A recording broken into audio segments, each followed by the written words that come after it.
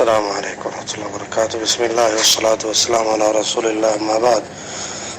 بہن پوچھ رہی ہے کہ منفی سوچوں سے متعلق وظیفہ بتا دیں کہ منفی سوچ نہ آئے۔ عرض خدمت ہے کہ جو ہی کوئی منفی سوچ آنے لگے فوری آپ مثبت سوچ لیں، کیونکہ اسی وقت ہی فیصلہ کرنا ہوتا ہے۔ جو ہی منفی سوچ آنے لگے فوراً آپ مثبت سوچے تو انشاءاللہ کوئی ٹینشن نہیں ہوگی۔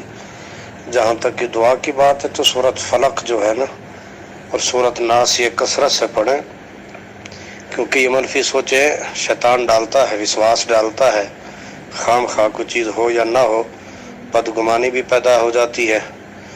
تو سورۃ فلق میں ہے نا، من شر الوسواس الخناس الذی یوسوس فی صدور الناس، اس خناس سے بھی کے شر سے بھی ہے پناہ کہ جو لوگوں کے دلوں میں وسواس ڈالتا ہے، وہ شیطان ہے۔